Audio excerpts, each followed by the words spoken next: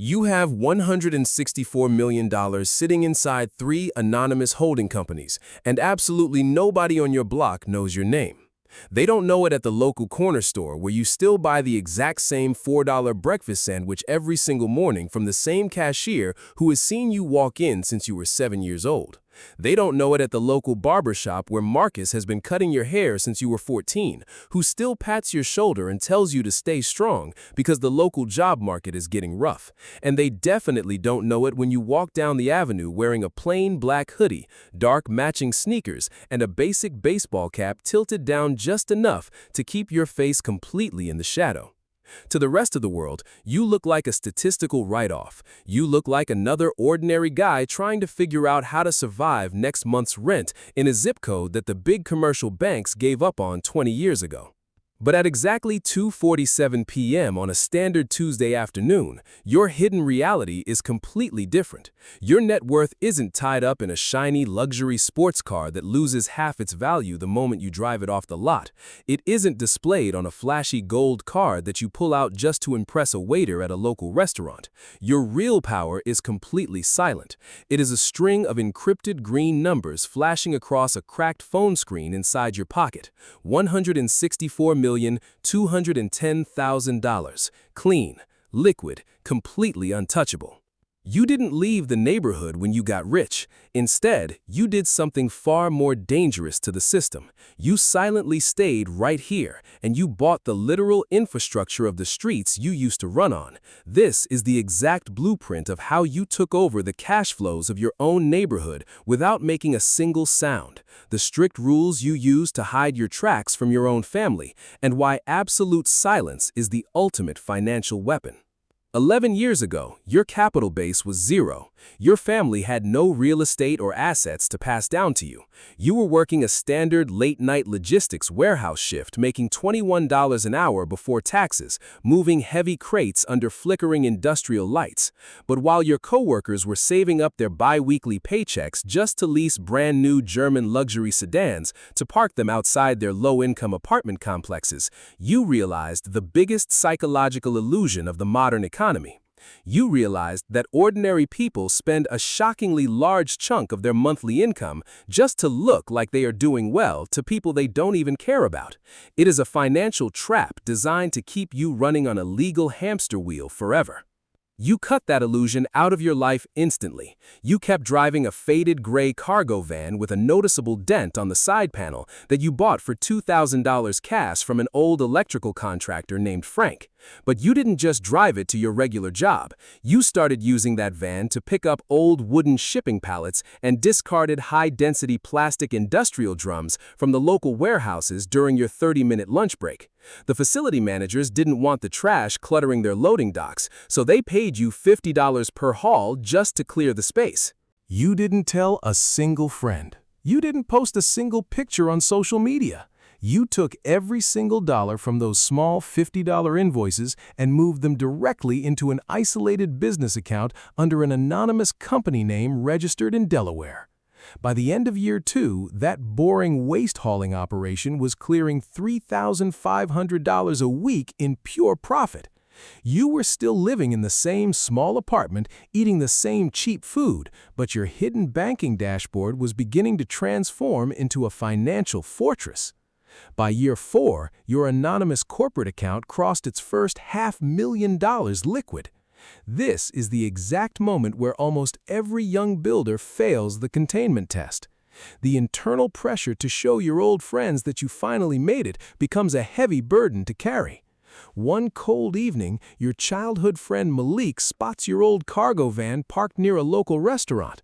He walks up to you, looks at your worn boots, and asks if you need $100 cash to help cover your grocery bill for the week, because you look completely exhausted.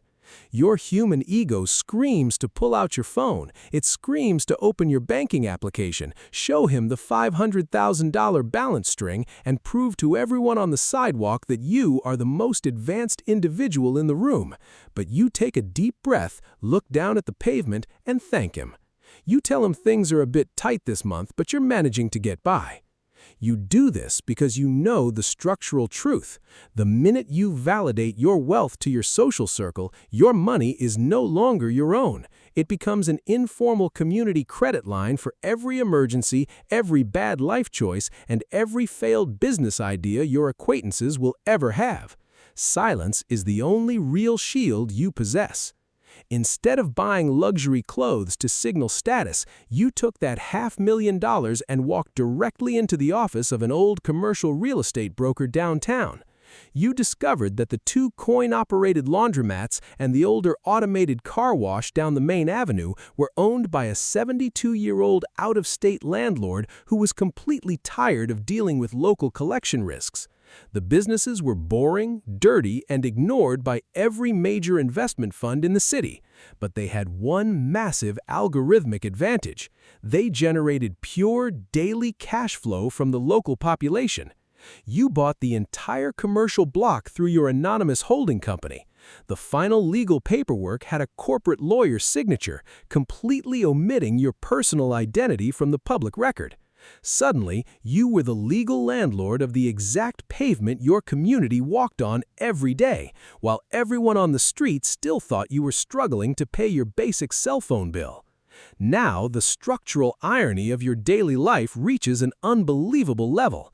Every single morning, you walk right past the glowing neon signs of the laundromat you legally own. You watch your old school associates walk inside, dropping $20 bills into the coin mechanisms, completely blind to the fact that their money passes through an automated vault and lands directly into your private corporate treasury by midnight. You didn't become a landlord to exploit anyone. You did it to build a defensive wall that no recession can touch. When the stock market drops and luxury tech companies start firing thousands of employees, ordinary people still need to wash their clothes. They still need to clean their cars. They still need local storage units. You didn't chase the trend. You focused entirely on the unglamorous, everyday cash collection points of daily survival. By year 7, your initial investment strategy shifted into absolute high-velocity scaling. You didn't stop at that first avenue. Over the next 6 years, you took every single dollar of profit generated by those 52 local storefronts and used a process called asset-backed refinancing. You didn't let the money sit lazy in a standard checking account. You used the cash flow of the existing businesses to guarantee loans from small regional commercial banks to buy out independent dumpster routes, small automated storage facilities, and unlisted utility parking lots across 3 adjacent states. You transformed 52 local storefronts into a massive network of 412 automated cash flow units. You bought them during market downturns when properties were cheap and standard buyers were panicking. By maintaining your absolute baseline lifestyle, you had 0 personal debt, 0 overhead, and maximum purchasing power. The 52 original storefronts became a massive invisible machine that quietly scaled your capital base from $15 million directly into $164 million liquid. You became the invisible owner of the infrastructure, operating entirely from a plain workspace with 0 corporate branding on the door. When a private personal account moves past a certain wealth threshold without any public luxury assets attached to it, the major banking security algorithms flag the profile for a mandatory manual review. The system is designed to track consumption. It understands people who make money and instantly buy mansions, luxury watches, and sports cars. But the system cannot comprehend an individual who accumulates over $100 million liquid while continuing to live in a standard working-class zip code. The compliance computers assume something irregular is happening because your external lifestyle doesn't match your mathematical reality. You receive an automated high-priority notification requesting your immediate presence at a private compliance evaluation on the top floor of an unlisted financial center downtown. You walk into the building wearing your standard street uniform, a plain dark tracksuit, basic sneakers and your black baseball cap pulled low to keep the overhead security lights out of your eyes. The security guard at the front desk looks at your clothing, steps in front of the elevator path, and stops you immediately. He looks at you and says, "Sir, the freight elevator is around the back. If you're delivering a food order for the executive staff, you need to sign in through the loading dock." You don't get angry. You don't raise your voice to prove your position. You simply reach into your pocket and hand him your matte black institutional access card. He slides it through his desktop reader. The security terminal flashes a high-priority corporate clearance code in bright blue text, and his posture changes instantly. His face turns completely pale as he realizes the access tier of the individual standing in front of him. He stammers, clears his throat, and says, "I am incredibly sorry, sir. Let me key the private elevator for you right now." The doors open, and you take the elevator directly to the 42nd floor. You step out into a massive, minimalist boardroom with floor-to-ceiling glass windows overlooking the entire city skyline. Sitting at the long, polished marble table is a senior wealth director named Vance, a corporate officer who has spent his entire life managing investments for traditional old money families. He looks at your casual clothes, looks down at his computer monitor displaying your verified liquid balances, and clears his throat nervously. Vance looks up, adjusts his glasses, and says, "Thank you for coming, sir. I have to admit, our automated systems flagged this account because the cash accumulation pattern is unprecedented for your residential zip code. We don't see nine-figure liquidity sitting idle like this without significant luxury asset deployment."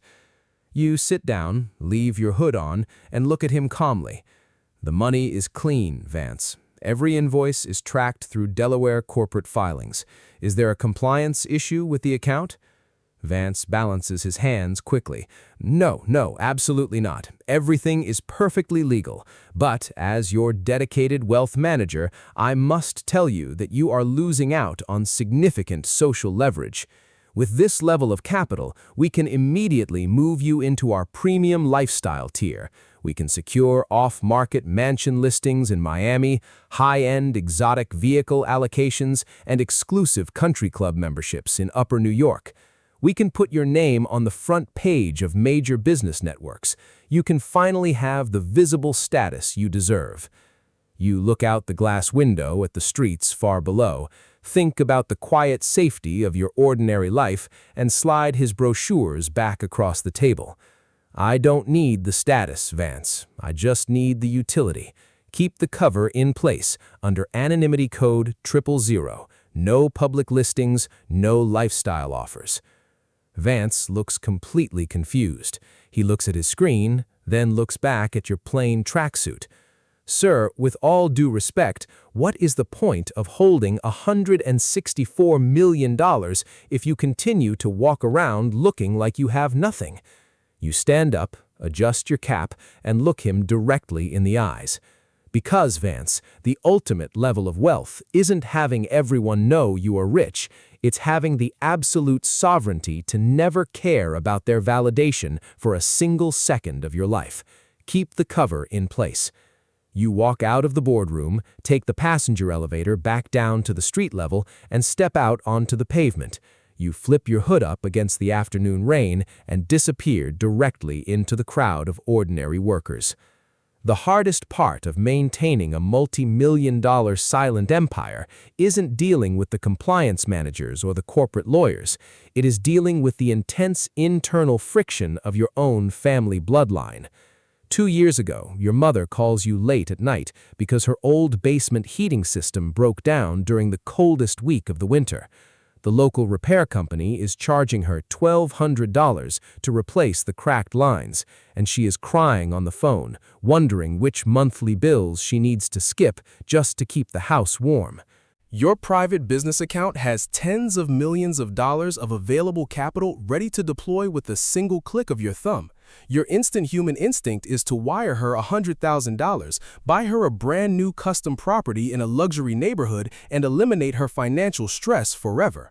But you know the cold, systemic truth of first-generation wealth. If you solve a standard problem with sudden, unexplained ocean volumes of cash, you don't actually fix the root issue. You destroy their operational discipline. You turn your closest family members into immediate targets for predatory associates, and you completely shatter the visual cover that keeps your entire operation safe from local exposure.